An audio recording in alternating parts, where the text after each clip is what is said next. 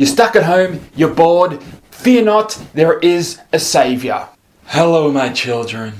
No, not that saviour. I am referring, of course, to Netflix. The problem with it, though, is that there is a lot of crap on there, so you got to know your good from your bad. But with such variety, what do you watch? Do you binge a TV series? Or do you go revisit an old classic? Or, hey, let's try something new. So on this episode, I will be reviewing Eurovision Song Contest, the story of Fire Saga. But first, hit it! Before I do get started, ladies and gentlemen, I'm going to tell you what I want, what I really want. I want you on our channel. So please hit subscribe and smash that great notification bell. That way you're notified every time we do one of these videos.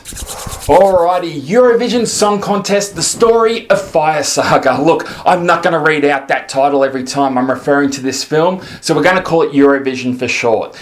Now, in order for me to properly review this and not be so harsh, I am going to, what my boss actually taught me, it's called a compliment sandwich. So basically, I'm going to give it a compliment, talk about the negative, and then finish off with a compliment, alright? Okay, let's start with a compliment.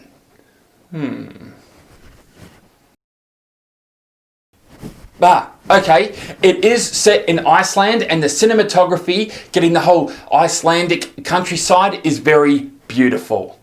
So now, on to the negative. So our main star is called Lars, and he's played by Will Ferrell. Now in this movie, he does play an egotistical man-child. Wait a minute, why does that sound so familiar? He also has a very, very terrible accent. Wait a minute, why does that sound so familiar?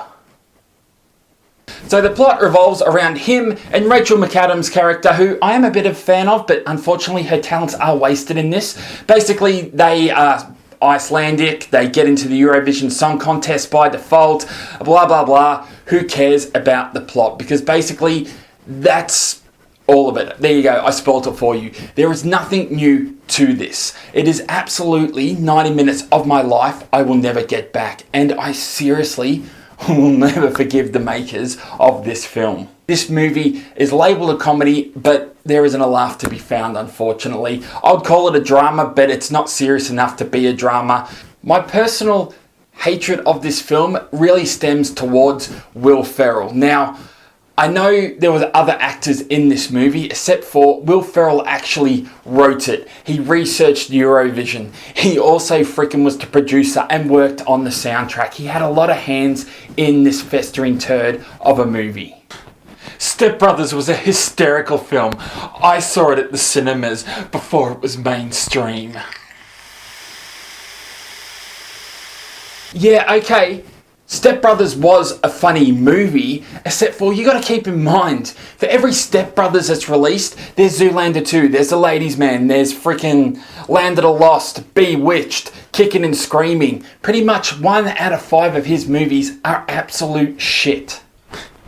You've been a little bit harsh. There were other people in the movie. Okay, you kind of have a point, even though you are a douchebag. But remember, Will Ferrell co-wrote it. He also produced it. He also worked on the soundtrack and starred in it. That's 4 hands in the pie he had for this movie.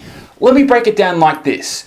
Who is going to get into more trouble? Alright, you and a group of people rob a bank. Who is going to get in trouble? The bank robbers or the bank robber that planned it, put the team together and, I don't know, worked on the team's soundtrack? Of course, they're going to be the one who gets most of the blame. So basically, to wrap it up, I do recommend you stay away from this movie, alright? There is plenty on Netflix. I mean, I don't know any TV shows or movies that are really awesome to watch. I did say that I have to do a compliment sandwich, so now I've got to finish on a positive. The soundtrack isn't shit.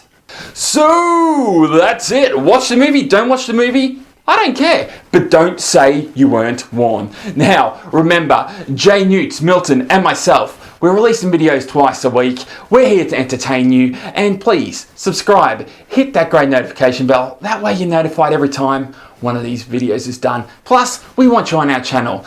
Also, you got some spare time, some spare cash? Please check out our website where we've got merch. So yes, you can actually buy these t-shirts and look just as cool as us. Cool. Alrighty, take care. Until next time, stay safe. What? You want a miracle? Look at this.